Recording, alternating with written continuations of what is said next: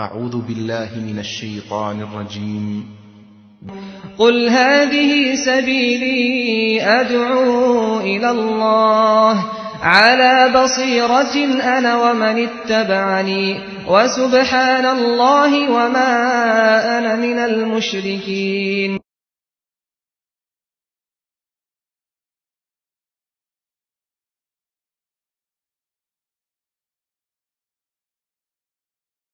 السلام علیکم ورحمۃ اللہ وبرکاتہ. بسم اللہ الرحمن الرحیم. الحمد للہ رب العالمین والصلاة والسلام علی سید الانبیاء والمرسلین نبینا محمد وعلی آلہ وصحبہ اجمعین ومن تبعہم بإحسان الی یوم الدین. آج جو پروگرام ہم کرنے جا رہے ہیں یہ ایک زمانے سے میری خواہش تھی کہ رمضان کی راتوں میں جہاں درس قرآن کا اہتمام ہوتا ہے اور قرآن کریم کے بارے میں ہم معلوم کرنے کی کوشش کرتے ہیں، قرآن کریم میں جو مقامات آئے ہیں ان مقامات کا انفارمیشن، اس کے بارے میں معلومات، یہ مقام کہاں ہے، کس جگہ ہے، آج کس بستی میں ہے، کس ملک میں ہے، اس کی وجہ سے کیا ہوتا ہے کہ ان معلومات کی وجہ سے ہمارے ایمان میں اضافہ ہوتا ہے. قرآن ایک زندہ جاوید کتاب ہے اور اس کی وجہ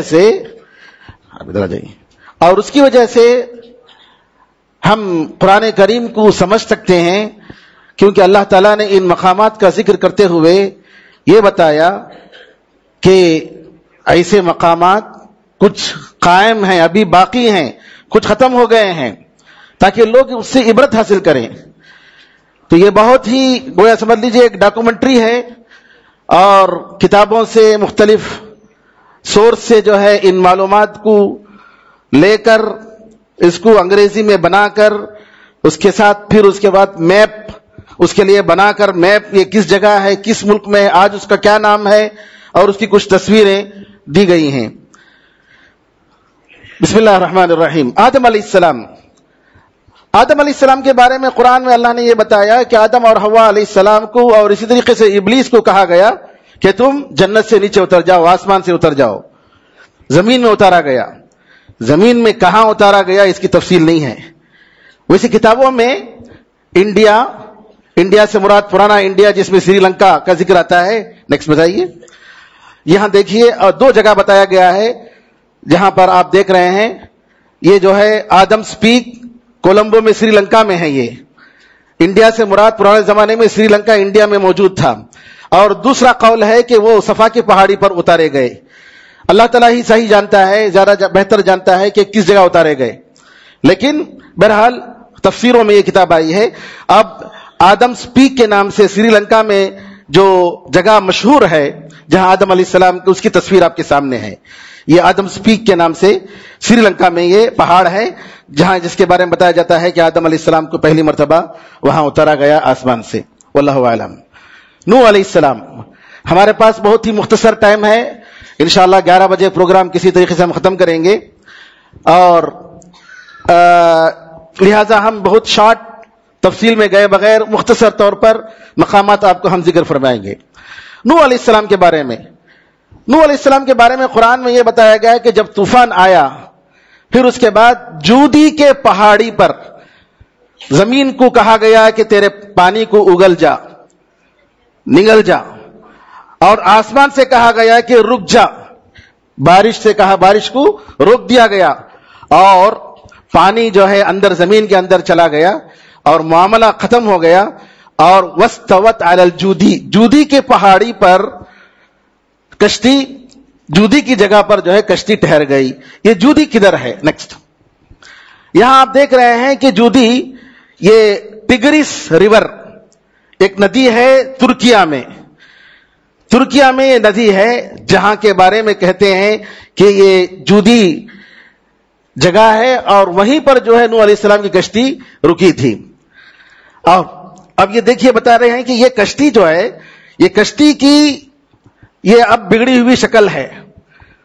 نوح آرک ابھی تک بھی نام اس کا جودی کے نام سے ہے اور یہ اس کی لمبائی کتنی ہے اور اس کی گہرائی اور موٹاپا کتنا ہے، چوڑاپا کتنا ہے، سارا جو ہے یہاں بتایا گیا ہے. یہ ساری معلومات موجود ہیں. اللہ تعالیٰ ہی ذرا جانتا ہے. ترکی میں یہ جگہ جودیگ نامی جگہ جو ہے موجود ہے. اس کے بعد ہود علیہ السلام احقاف کا ذکر آیا ہے. احقاف، ہود علیہ السلام کی قوم جو قوم عاد تھی، یہ قوم اللہ تعالیٰ کے عذاب میں مبتلا ہوئی کیونکہ یہ لوگ انہوں نے انکار کر دیا اور اللہ تعالیٰ کی توحید کو قبول کرنے سے انکار کر دیا. تو زبردست آندھی بھیج کر اللہ تعالیٰ نے اس قوم کو برباد کیا. یہ جگہ جو احقاف کی جگہ ہے، آپ دیکھ رہے ہیں عمان اور یمن. عمان جو گلف میں ہے، گلف میں جو عمان ہے، عمان اور یمن کے درمیان والی جگہ عبیر کے نام سے ہے. اس کو کہتے ہیں احقاف. یہ جگہ دیکھ رہے ہیں آپ، یعنی تقریباً عمان اور یمن کے بیچ میں، یعنی اس کے اور اس کے بیچ میں جو جگہ ہے تقریباً 759 کلومیٹر کا فاصلہ ہے. یہ جگہ ہے، یہ جو ربع الخالی کہتے ہیں، بہت بڑا صحرا، ڈیزرٹ، جو سعودیہ میں بھی ہے. اور اس جگہ پر کہہ رہے ہیں کہ یہاں پر ہود علیہ السلام کی قوم تھی. اس کے کچھ کھنڈرات یہاں آپ دیکھ رہے ہیں، ہود علیہ السلام کی قوم کے کھنڈرات، واللہ اعلم. اس کے بعد صالح علیہ السلام، قوم سمود کو بھیجا گیا. جی، قوم سمود کے پاس صالح علیہ السلام کو بھیجا گیا اور ان لوگوں نے اونٹنی کو، اللہ تعالیٰ کی جو اونٹنی تھی اس کو جو ہے انہوں نے ذبح کر دیا. اب یہاں پر یہ جگہ، اس میں کوئی شک نہیں کہ یہ جو ہے مدائن صالح ہے، جو مدینہ منورہ سے 325 کلومیٹر فاصلے پر العلا نامی جگہ میں ہے.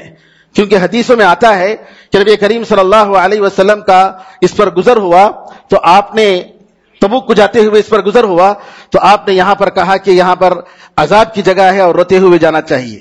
دیکھیے، مدینے سے العلا کے نام سے آج بھی وہ جگہ مشہور ہے اور اس کی تصویریں آپ دیکھ رہے ہیں. یہ دیکھیے، العلا کے نام سے، یہ مدائن صالح کے نام سے آج بھی مشہور ہے. مدائن صالح کے نام سے قرآن میں اللہ نے بتایا ان کے بارے میں اور قوم عاد کے بارے میں کہ یہ لوگ جو ہے پہاڑوں سے گھر بناتے تھے. آپ دیکھ رہے ہیں کہ کس طریقے سے ان کے گھر ہیں، پہاڑوں سے یہ لوگ گھر بنائے ہیں.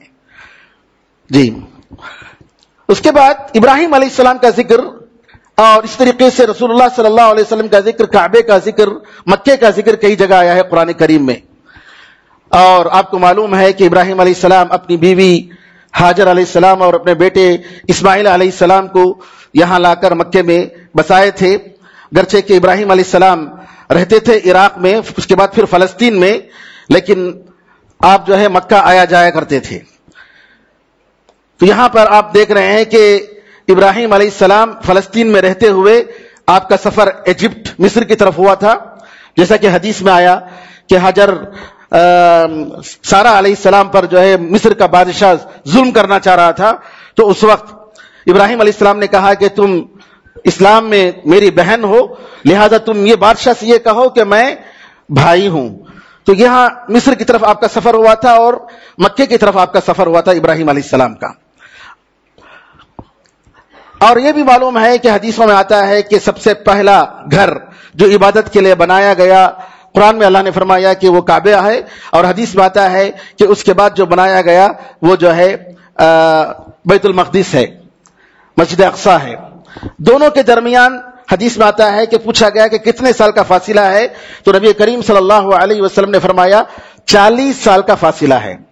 ممکن ہے کہ ابراہیم علیہ السلام جنہوں نے کعبے کی تجدید کی، صحیح بات یہ ہے کہ رینوویشن ہوا تھا، کیونکہ پہلا گھر کا مطلب ابراہیم علیہ السلام سے پہلے بھی عبادت ہوئی، تو رینوویشن، کعبے کو بنانے والے کون ہیں اس میں اختلاف ہے. بعض علماء کہتے ہیں کہ فرشتوں نے بنایا، بعض کا خیال ہے کہ آدم علیہ السلام نے بنایا، بعض کا خیال ہے کہ جنوں نے، انسانوں سے پہلے جن جو زمینوں میں آباد تھے انہوں نے بنایا، واللہ اعلم. لیکن اس میں کوئی شک نہیں کہ رینوویشن کا کام ابراہیم علیہ السلام نے کیا. تو بالکل یہاں بھی ہو سکتا ہے کہ یہاں فلسطین میں بھی انہوں نے کیا ہو، اللہ اعلم. اس کے بعد लूत अलैहिस्सलाम इब्राहिम अलैहिस्सलाम के जमाने में थे। आपको मालूम है कि रिश्तेदार भी थे नबी इब्राहिम अलैहिस्सलाम के, और ये कौम जो शिर्क के साथ बड़े जुर्म में मुब्तला थी, लिवातत के जुर्म में, अल्लाह ताला ने इस बस्ती को ऐसे ही उठाकर आसमान तक ले जाकर बिल्कुल ऐसे ही पलट दिया और उसके ऊपर पत्थर की बारिश हुई। इसका नाम है सद्दूम। देख रहे हैं आप, सद्दूम नामी जगह में थे।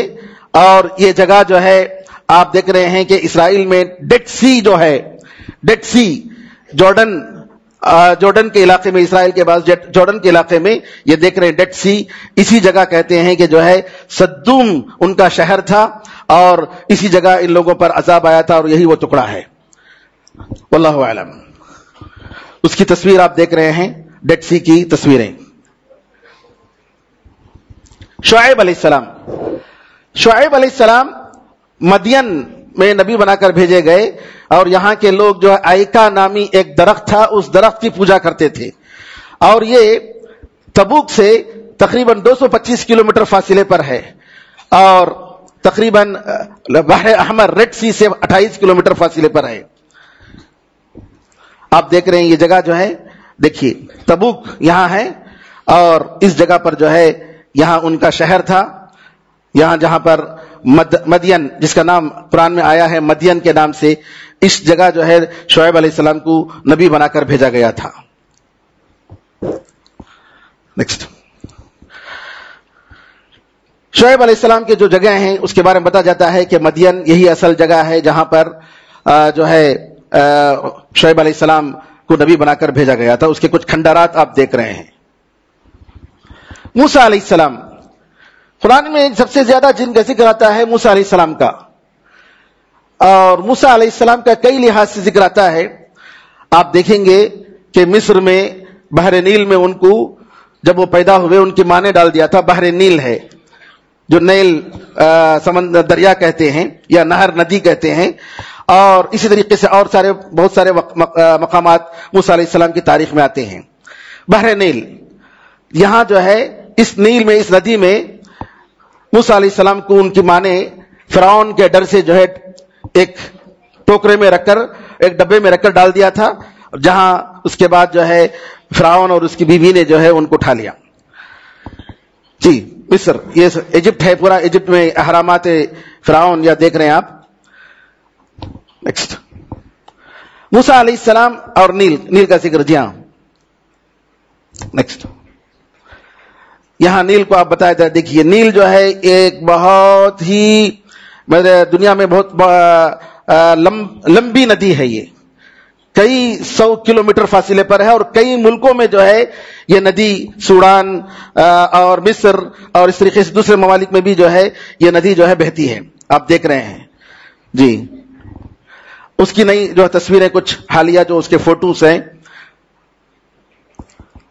तूर, जहां पर मूसा अलैहिस्सलाम को नबूवत मिली, कुरान करीम में अल्लाह ताला ने कोहे तूर कहा, इसी तरीके से वादी तुआ कहा, सैना कहा।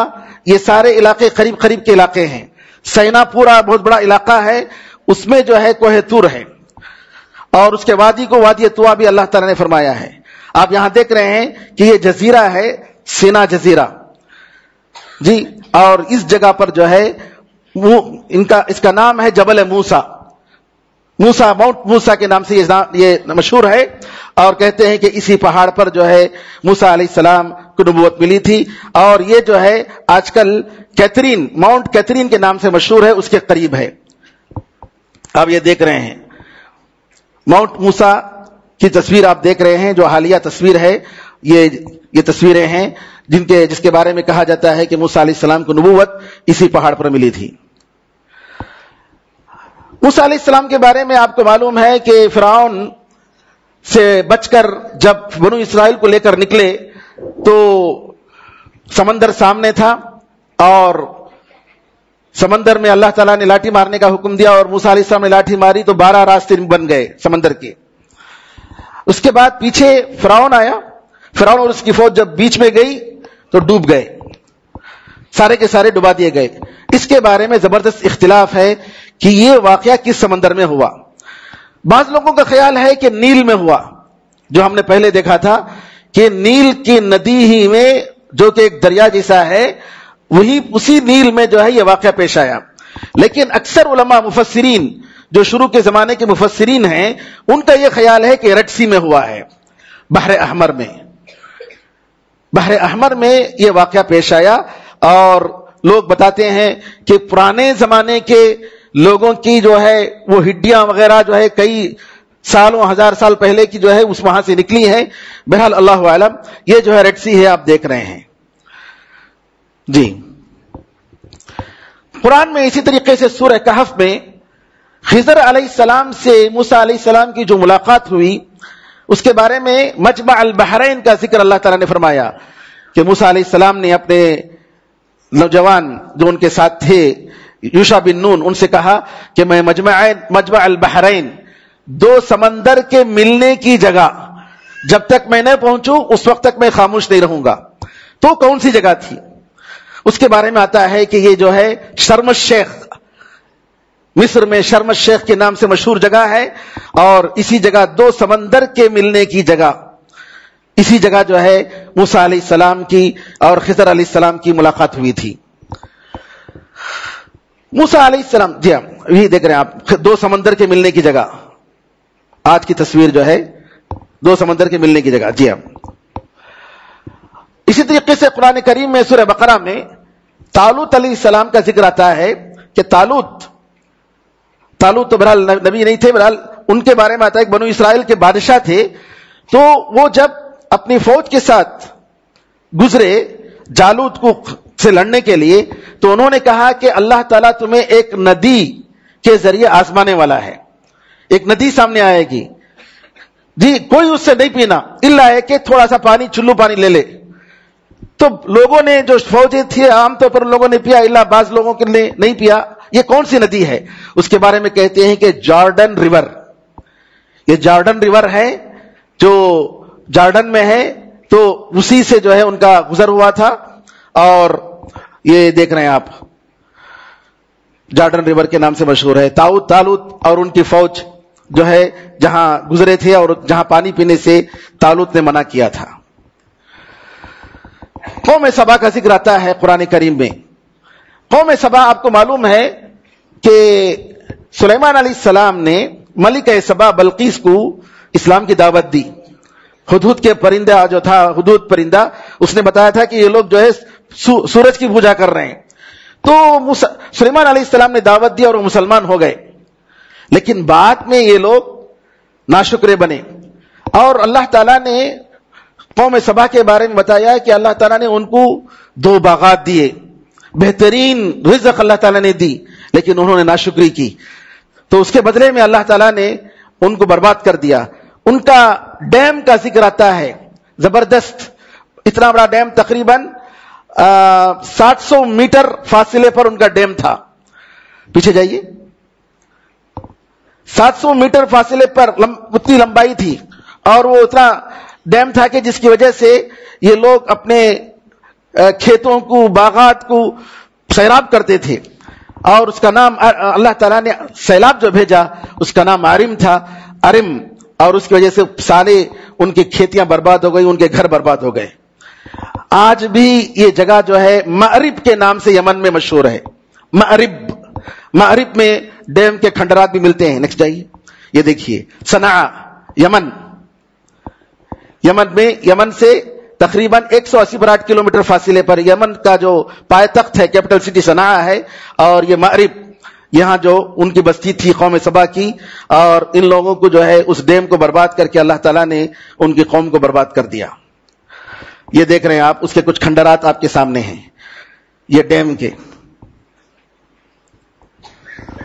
اسی طریقے سے قرآن کریم میں ذوالقرنین کا ذکر آتا ہے. ذوالقرنین یاجوج اور ماج کو انہوں نے, یاجوج اور ماجوج کے جب وہاں فتنہ مچا رہے تھے, جو قیامت کی نشانیوں میں سے ایک نشانی ہے, تو ذوالقرنین نے ڈیم بنایا, بند بنایا, ایسا بند تاکہ وہ لوگ وہاں کے رہنے والے ان کے شر سے محفوظ رہیں. یہ کون سی جگہ ہے اس کے بارے میں بہرحال اختلاف ہے, لیکن آج کل کی تحقیق کے حساب سے وہ جگہ, نیکسٹ, یہ جگہ جو ہے ازبکستان اور قرغیزستان جو رشیا کے سے آزاد ہوئے جو علاقے ہیں، ان علاقوں میں جو پہاڑیاں ہیں، ان پہاڑیوں کے بیچ میں اس پر برف ہے، پورا زبردست برف. یہاں کچھ مصری علماء گئے اور جا کر ان لوگوں نے تحقیق کی، اور انہوں نے یہ جو دیکھ رہے ہیں آپ، یہ دیکھ رہے ہیں، یہ دیکھیے پہاڑوں کے بیچ میں اس طریقے سے بنایا گیا ہے. اور یہاں ان لوگوں نے ویڈیو میں باقاعدہ بتاتے ہیں، یوٹیوب میں ہے، کھود کر بتاتے ہیں پتھر نہیں ہے، لوہا ہے. پتھر نہیں ہے، لوہا ہے. تو لوگوں کا کہنا ہے کہ اسی جگہ جو ہے یاجوج و ماجوج کا جو بند بنایا تھا ذوالقرنین نے، وہ یہی جگہ ہے. پہاڑوں کے بیچ میں ان لوگوں کو نہیں آنے کے لیے بند، اور آج اس پر پوری طریقے سے برف سے اٹا ہوا ہے، کوئی اس پر پہنچ نہیں سکتا. اللہ تعالیٰ ہی زیادہ بہتر جانتا ہے. ہاروت اور ماروت کا ذکر آیا ہے قرآن میں سورہ بقرہ میں، کہ اللہ تعالیٰ نے ہاروت اور ماروت دو فرشتوں کو آزمائش کے طور پر اللہ نے اتارا تھا. یہ دو فرشتے جادو سکھاتے تھے اور کہتے تھے کہ جادو مت سیکھو، یہ فتنہ ہے، اس کی وجہ سے آدمی کافر بن جاتا ہے، تم کفر کا کام مت کرو. آزمائش کے طور پر اللہ تعالیٰ نے اتارا تھا، اور وہ لوگ یہ بولتے بھی تھے. اب یہاں اس کا ذکر قرآن سورہ بقرہ سورہ نمبر 2 آیت نمبر 102 میں، تو یہ جگہ جو بابل کا جو ذکر آیا ہے، بابلیون، جو عراق بغداد سے تقریباً 94 کلومیٹر 94 کلومیٹر فاصلے پر ہے. آپ دیکھ رہے ہیں یہ عراق کا ملک ہے، اور یہاں جو ہے بابلیون ہے، بابل کے نام سے یہ جگہ مشہور ہے، اور اسی جگہ جو ہے فرشتوں کو اتارا گیا تھا. بابل کے کچھ جو ہے کھنڈرات آج کل. اس کے بعد سورہ قلم میں اللہ تعالیٰ نے باغ والوں کا ذکر کیا.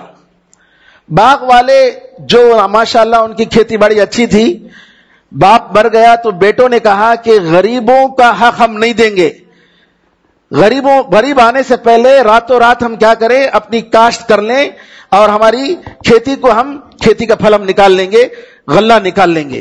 نتیجہ کیا ہوا؟ اللہ نے عذاب بھیجا. تو اس کے بارے میں کہتے ہیں کہ یہ جو ہے یمن میں دوران نامی جگہ ہے جہاں پر یہ لوگ رہتے تھے. یمن میں سورہ قلم میں اس کا ذکر آتا ہے 29ویں پارے میں 29 جز میں. دوران نامی جگہ میں جو ہے یمن میں یہ جو ہے علاقہ تھا. اس کے بعد اصحاب الکہف کا ذکر. اصحاب کہف غار والے یہ کہاں تھے؟ ان کے بارے میں اختلاف ہے کہ یہ بنو اسرائیل میں سے تھے یا کرسچن تھے. علماء کے دو اقوال ہیں، عیسائی مذہب کے ماننے والے تھے کہ یہودی مذہب کے ماننے والے. بہرحال یہ لوگ جارڈن میں ان کی جگہ بتایا جا رہا ہے، جن کا ذکر کہ یہ غار جو ہے جو عمان سے 8 کلومیٹر فاصلے پر ہے، جہاں پر یہ لوگ غار میں جا کر پناہ لیے تھے. اور نیکسٹ یہ غار کے جو ہے بتاتے ہیں کہ یہی غار تھا جہاں پر یہ لوگ جا کر پناہ لیے تھے، اور تقریباً 300 سال سے زیادہ جو ہے یہ لوگ اللہ تعالیٰ نے ان کو ایسے ہی سلا دیا تھا. جی ہاں، یہاں پر نبی کریم صلی اللہ علیہ وسلم کی سیرت سے پہلے نیکسٹ ہم نبی کریم کی سیرت کی طرف آتے ہیں. اللہ تعالیٰ کا کہنا ہے ہم نے سارے لوگوں کو ان کے گناہ کے بدلے میں لیا. کلن اخذنا بذنبہ، یعنی جتنے لوگوں کو اللہ نے برباد کیا سبب جو ہے ان کے گناہ تھے، ان کے نافرمانیاں تھیں. اللہ تعالیٰ کے حکم کو خلاف ورزی کرنا، اللہ کی بات کو نہیں ماننا، یہ سبب تھا. اللہ نے فرمایا ان میں سے کچھ لوگوں پر ہم نے پتھر کی بارش بھیجی، کچھ لوگوں کو اللہ تعالیٰ نے چیخ کے ذریعے برباد کر دیا، کچھ لوگوں کو زمین میں دھسا دیا، اور بعض لوگوں کو ہم نے زمین میں دریا میں ڈبو دیا. اللہ تعالیٰ ان پر ظلم کرنے والا نہیں تھا، بلکہ یہ لوگ خود اپنے آپ پر ظلم کرنے والے تھے. یہ عبرت ہے ہم لوگوں کے لیے میرے بھائیوں کہ جتنے یہ جو قوموں کے عذاب آئے ہیں اس کا سبب گناہ ہے. انسان جب گناہ کرتا ہے تو اس کی سزا جو ہے ضرور اس دنیا میں بھی ملتی ہے اور آخرت میں اس سے بڑھ کر ہے. اللہ تعالیٰ ہمیں معاف فرمائے.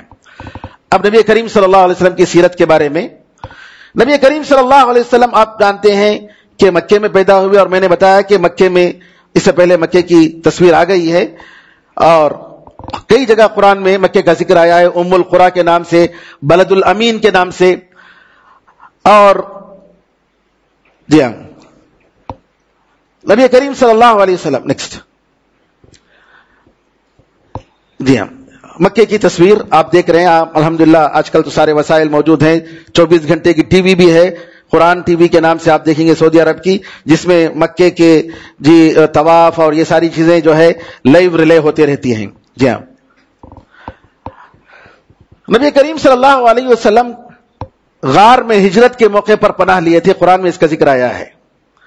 اللہ تعالیٰ نے فرمایا اگر تم مدد نہیں کرو گے تو اللہ تعالیٰ نے ان کی مدد کی جب کافروں نے ان کو نکال دیا. 2 آدمیوں کے دوسرے تھے جب وہ غار میں تھے. کون؟ وہ اور ابوبکر صدیق.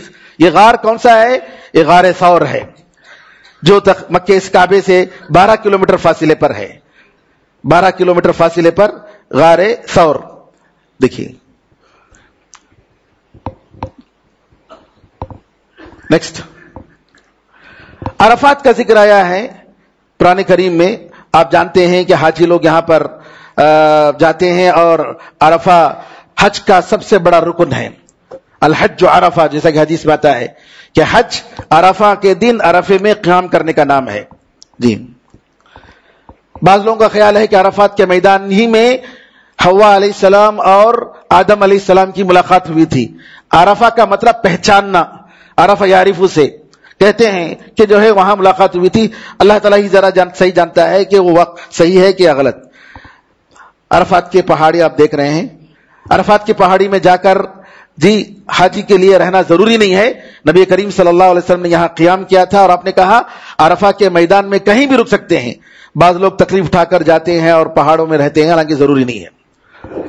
مروہ، صفا اور مروہ کا ذکر قرآن کریم میں اللہ نے صفا مروہ کا بھی بتایا کہ جو ہے اللہ تعالیٰ کے محترم مقامات میں سے ہیں یہ صفا اور مروہ، جہاں سعی کرتے ہیں. اور جس جگہ کے درمیان جی حاجر علیہ السلام نے اپنے بیٹے اسماعیل علیہ السلام کو پانی پلانے کے لیے پانی کی تلاش میں دوڑے تھے، یہ صفا اور مروہ کی پہاڑی ہے. جی، یہ صفا اور مروہ کعبے کے جی دائیں طرف موجود ہے. نیکسٹ، آپ دیکھ رہے ہیں یہاں پر صفا کی پہاڑی کے آثار ہیں نیچے، اور 3 فلور اس پر بنائے گئے ہیں تاکہ لوگ سعی کریں. مدینہ منورہ، مدینہ کا بھی ذکر آیا ہے قرآن کریم میں، جہاں نبی کریم صلی اللہ علیہ وسلم نے ہجرت کی تھی، اور وہاں سے الحمدللہ پوری دنیا میں اسلامی دعوت پھیلی. جی نیکسٹ، بدر. اللہ تعالیٰ نے قرآن میں ذکر فرمایا کہ اللہ تعالیٰ نے تم لوگوں کو بدر میں مدد کی جبکہ تم بالکل ہی کمزور تھے، کچھ بھی نہیں تھا تمہارے پاس. تو یہاں بدر جو شہر ہے یہ مدینے سے 257 کلومیٹر فاصلے پر ہے. سن 2 ہجری میں یہ جنگ ہوئی تھی، جس میں 70 کفار قریش مارے گئے اور 70 جو ہے قیدی بنے. آپ دیکھ رہے ہیں یہ نبی کریم صلی اللہ علیہ وسلم یہ مدینے سے تقریباً 257 کلومیٹر فاصلے پر جو ہے بدر کی اس جگہ پر جنگ ہوئی تھی. یہ بدر کی جو ہے آج بھی بستی ہے، اور جہاں شہداء شہید ہوئے تھے، اور اسی طریقے سے جس جگہ کفار دفن ہوئے تھے، وہ سارے کے سارے جو ہے مقامات وہاں معروف ہیں.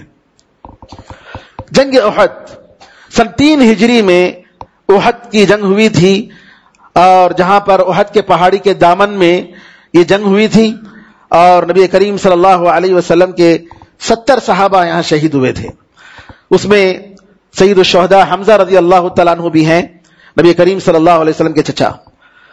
یہ تقریباً یعنی مسجد آج کل کے حساب سے اگر دیکھیں گے تو مسجد نبوی سے تقریباً 4-5-6 کلومیٹر فاصلے پر ہے، بالکل قریب ہے. اور احد کا پہاڑ، اور اسی کے دامن میں آپ دیکھ رہے ہیں کہ جو ہے یہ شہداء احد کے نام سے وہاں جہاں حمزہ رضی اللہ تعالیٰ عنہ اور دوسرے صحابہ شہید ہوئے تھے ان کی قبر ہے، قبرستان، جہاں لوگ جو ہے زیارت کرتے ہیں اور ان کے حق میں دعا کرتے ہیں. یہ احد کی پہاڑی ہے، پیچھے جائیے. اور اسی پہاڑی کے کسی چوٹی میں نبی کریم صلی اللہ علیہ وسلم نے 50 صحابہ تیر انداز صحابہ کو رکایا تھا اور یہ کہا تھا کہ ہماری جو بھی حالت ہو جائے، پرندے ہمیں نوچ کر کھائیں، جب تک میں تمہیں اجازت نہ دوں تم ہرگز اس جگہ سے نہیں ہلنا.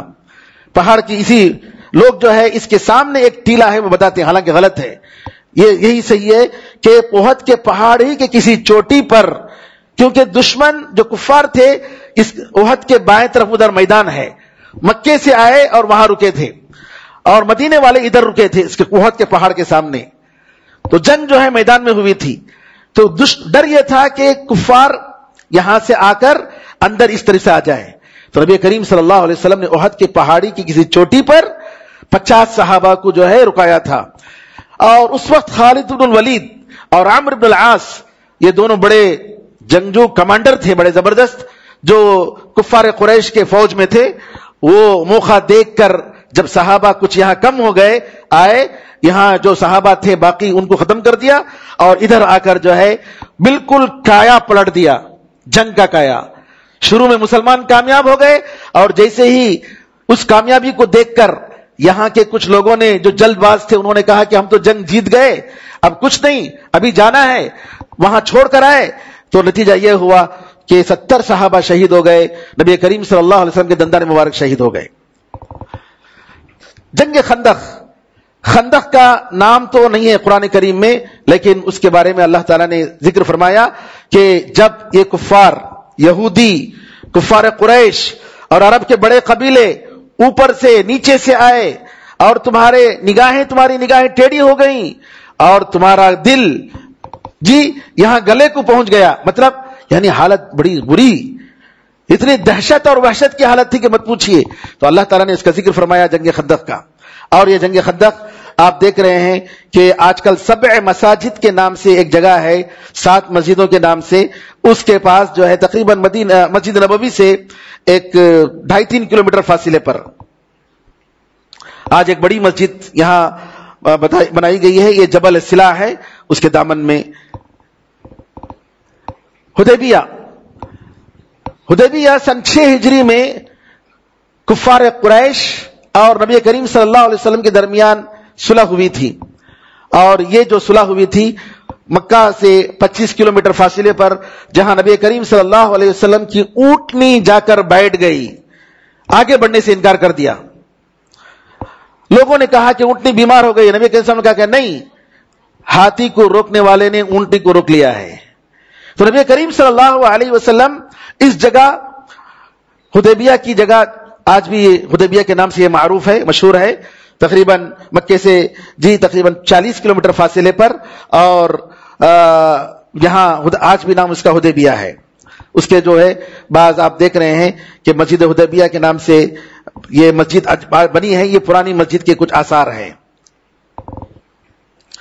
خیبر، حدیبیہ کے بعد نبی کریم صلی اللہ علیہ وسلم سن 7 ہجری کو آپ خیبر میں جو یہودی تھے وہ مدینے کے خلاف، مسلمانوں کے خلاف پلاننگ کرتے تھے بار بار، اور جنگ کے لیے جو ہے وہ موقع دیکھ کر مسلمانوں کے خلاف جنگ کرتے تھے. لہذا نبی کریم صلی اللہ علیہ وسلم خیبر کی طرف گئے جو مدینے سے 150 کلومیٹر فاصلے پر ہے.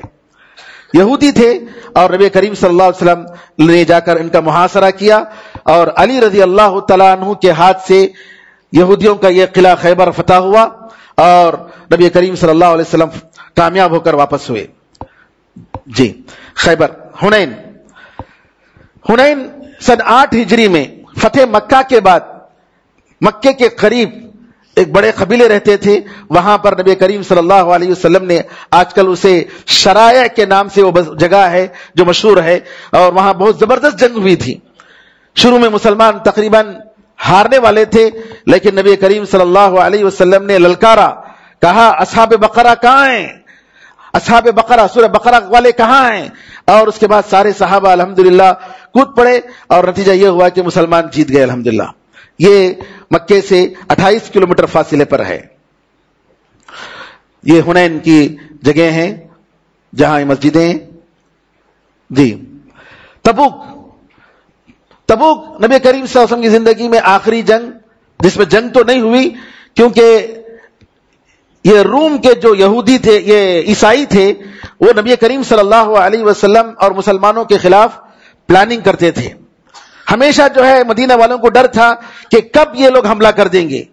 اس لیے نبی کریم صلی اللہ علیہ وسلم ایک بڑی فوج لے کر سن 9 ہجری کو جاتے ہیں، اور بہت دور کا سفر، اور وہ بھی سمر میں.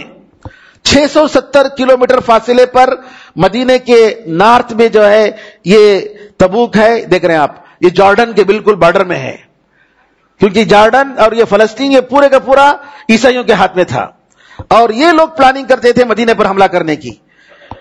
نتیجہ یہ ہوا کہ نبی کریم صلی اللہ علیہ وسلم گئے اور وہاں تھے، لیکن دشمن نبی کریم صلی اللہ علیہ وسلم کی خبر کو سن کر بھاگ گیا، تو جنگ نہیں ہوئی. پھر اس کے بعد نبی کریم صلی اللہ علیہ وسلم وہاں سے واپس ہوئے. جی ہاں، تبوک کے جو بعض پرانے کھنڈرات ہیں آپ دیکھ رہے ہیں. جی یہاں آخر میں ہم اللہ تعالیٰ سے دعا کرتے ہیں کہ اللہ تعالیٰ ان واقعات سے ہم لوگوں کو سبق سیکھنے کی توفیق عطا فرمائے. ان واقعات کو دیکھیے، جو بھی ہم دیکھ رہے ہیں یہ ساری ہمارے لیے عبرت ہیں، ہمارے لیے ایک نمونہ ہے کہ اللہ تعالیٰ کس طریقے سے قوموں کو آباد کرتا ہے، کس طریقے سے قوموں کو برباد کرتا ہے. اور انسان یا قوم جب جتنی اللہ تعالیٰ کی اطاعت و فرما برداری کرتی ہے، اتنی ہی اللہ تعالیٰ جو ہے اس کو کامیابی عطا فرماتا ہے، اور جتنی جو ہے نعوذ باللہ کوئی قوم اللہ تعالیٰ کی باغی بنتی ہے، اللہ تعالیٰ ان کو برباد کرتا ہے. ان کے علاوہ حدیثوں میں، سیرت میں بہت سارے مقامات ہیں، لیکن ہم نے کہا کہ قرآن کریم میں جن کے اشارے موجود ہیں ان کو ہم نے ذکر کیا. اللہ تعالیٰ سے دعا ہے کہ اللہ تعالیٰ ہم سب کو قرآن کریم کو سمجھنے، اس پر عمل کرنے اور اس کی طرف دعوت دینے کی ہم لوگوں کو توفیق عطا فرمائے، ہم سے قبول فرمائے. آمین ارحم الراحمین. الحمدللہ رب العالمین، وصلی اللہ وسلم علی نبینا محمد وعلی آلہ وصحبہ اجمعین. والسلام علیکم ورحمۃ اللہ وبرکاتہ.